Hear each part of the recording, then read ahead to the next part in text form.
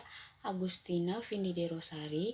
Saya mahasiswa semester 7 dari jurusan Sosiologi Fakultas Ilmu Sosial dan Ilmu Politik Universitas Nusa Cendana Kupang. Baik, pada kesempatan ini pada tugas video kali ini saya akan mereview buku yang ke-8 dengan judul Psikologi dari COVID-19. Video ini merupakan tugas dari mata kuliah Perencanaan dan Kebijakan Sosial. Baik, kita masuk pada penjelasan. Penjelasan yang pertama mengenai analisis COVID-19 dan kebutuhan akan identitas sosial. Pada awal Mei 2020, 4 juta orang telah terinfeksi COVID-19. Lebih dari 1/4 juta telah meninggal dan lebih dari 1/3 dari seluruh populasi di planet ini berada di bawah beberapa bentuk pembatasan pergerakan. COVID-19 adalah kesehatan darurat terbesar dari generasi kita. Namun, kecuali vaksin dikembangkan dan menemukan obat-obat untuk mengobati virus tersebut, sarana pengendalian penyebaran infeksi tergantung pada perubahan perilaku dan psikologi manusia.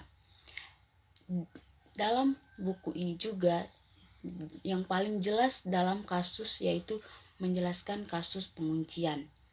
Meskipun semua sangat baik untuk diceritakan orang bahwa mereka harus tinggal di rumah untuk meratakan kurva infeksi, efektivitas kebijakan tergantung pada apakah mereka melakukannya atau tidak.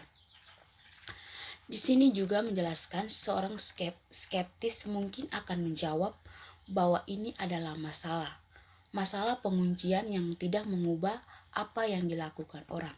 Tapi salah satu kunci tujuannya adalah untuk memberi kita waktu mempersiapkan dan mengurangi tingkat infeksi sehingga kemudian dapat ditangani dengan jelas dengan jenis intervensi lainnya. Argumen skeptis ini menunjukkan bahwa ketika dapat ditangani dengan jenis intervensi lain, hal-hal penguncian diberi nomor, demikian juga relevansi perilaku dan psikologi untuk mengendalikan COVID-19. Untuk menilai validitas ini, mari kita pertimbangkan dua intervensi yang paling banyak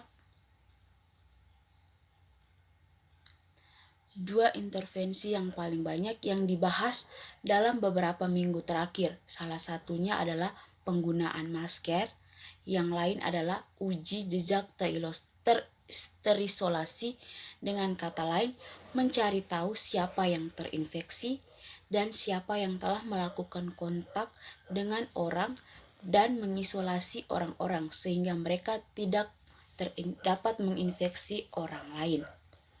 Masker yang tersedia untuk publik mungkin tidak mencegah virus kecil yang masuk.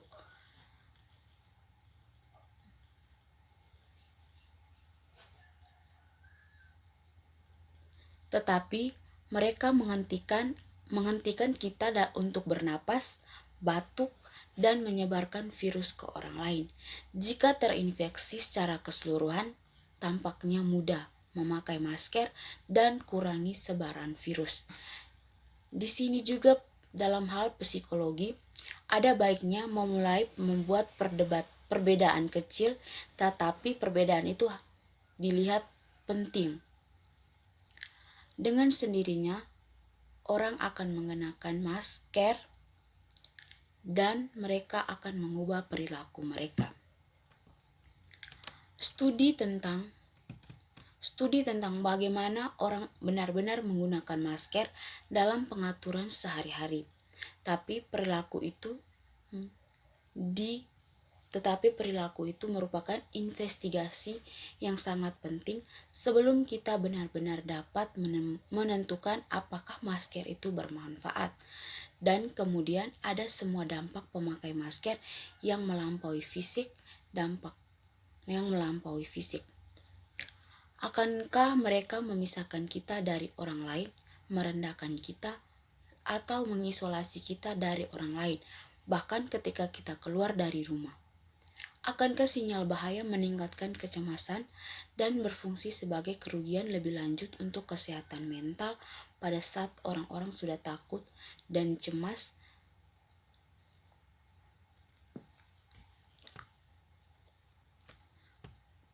Banyak masalah yang dengan pendekatan seperti itu. Yang pertama adalah kontradiksi oleh apa yang sebenarnya terjadi. Dalam banyak hal, berita utama tentang COVID-19 bukanlah kelemahan, tetapi kekuatan orang-orang. Melanggar aturan cenderung membuat orang lebih tidak mematuhi aturan, dan juga berita tentang orang-orang yang mencara di berbagai tempat. Demikian pula, sebagian besar mengamati pembatasan lebih banyak daripada yang diperkirakan dari pihak berwenang, yaitu dari pihak negara. Dan itu tidak mudah.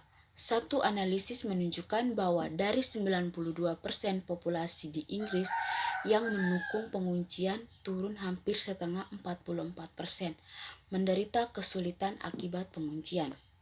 Satu yang sangat jitu, penelitian menunjukkan bahwa orang-orang termiskin di Inggris tiga kali lebih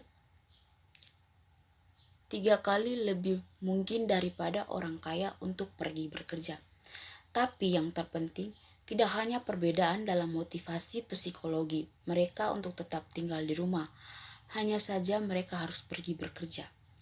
Implikasi di sini adalah ketika mencoba meningkatkan kepatuhan, melambaikan tongkat besar pada orang-orang yang umumnya meleset.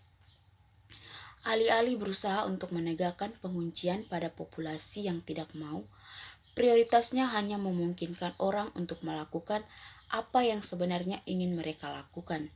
Sekarang, mudah-mudahan kami telah meyakinkan Anda tentang 3 hal. Pertama, bahwa COVID-19 adalah pandemi tentang psikologi, seperti halnya biologi, dan karena jika kita ingin berusaha dengan pandemi secara efektif, penting bagi kita untuk memahami bagaimana orang-orang berperilaku apa adanya untuk memahami bagaimana virus itu bekerja. Yang kedua, pandemi khususnya tentang psikologi kelompok. Orang-orang terutama bertindak sebagai komunitas dan untuk kepentingan masyarakat. Sejauhnya mereka cenderung melakukan keluar dari hari-hari gelap dalam kondisi yang lebih baik. Namun kita harus sangat waspada tentang cara di mana kelompok didefinisikan. Yang ketiga, kita sangat membutuhkan kerangka kerja untuk memahami bagaimana orang datang dan membentuk kelompok, bagaimana mereka berperilaku dalam kelompok, konsekuensi dalam kelompok, dan cara-cara di mana batas-batas kelompok menjadi atau kurang ditarik secara meyakinkan. Pendekatan identitas sosial akan membantu kita melakukan semua hal tersebut. Dengan demikian, bab berikut dari bagian ini akan menguraikan beberapa prinsip utama. Pendekatan identitas sosial secara khusus yang seperti yang diuraikan di bawah, kerangka teoritis memberikan penjelasan yang pelit untuk banyak teka-teki pada COVID-19 ini. Pada dasarnya, apa yang kita lihat di sini bahwa COVID-19 telah mengubah pengertian tentang diri kita. Lebih khusus lagi, apakah kita mendefinisikan diri kita sendiri sebagai kita? Dan jika demikian, siapa yang termaksud dalam definisi itu? Menjadi penting bagi kehidupan sosial kita dan perilaku yang berhubungan dengan kesehatan. Tetapi sebelum menyelidiki hal-hal seperti itu akan penting membantu kita untuk mempertimbangkan di mana pendekatan identitas sosial dimulai dan apa sebenarnya. Di awal tahun 1970-an, Henry Tajfel mendefinisikan identitas sosial sebagai pengetahuan umum bahwa dia termasuk dalam kelompok sosial tertentu bersama dengan beberapa signifikan emosional dan nilai baginya dalam keanggotaan kelompok ini. Dengan kata lain, identitas sosial mengacu pada keanggotaan kelompok yang berfungsi untuk mendefinisikan perasaan seseorang tentang siapa mereka dalam konteks sosial yang tertentu. Sebaliknya, identitas pribadi mengacu pada rasa individualitas seseorang. Mengapa perbedaan antara identitas pribadi dan sosial ini penting dikontekskan terhadap COVID-19? Satu alasan penting adalah bahwa selama pandemi ini banyak perilaku yang terlibat dan dilihat sebagai dan dimotivasi oleh identitas sosial daripada pribadi mereka. Sebagai contoh, di saat pandemi COVID ini, dengan adanya COVID, interaksi sosial kita semakin berkurang, dan dengan adanya COVID juga membuat psikologi kita menjadi menurun. Ketika ada orang yang sakit COVID, kita menganggapnya COVID dan dia merasa dirinya terisolasi dan tidak ada orang yang akan mau mengunjungi dia, dan ia merasa dirinya dijauhi oleh orang-orang. Demikian video saya, sekian dan terima kasih. Jangan lupa like, komen, dan subscribe.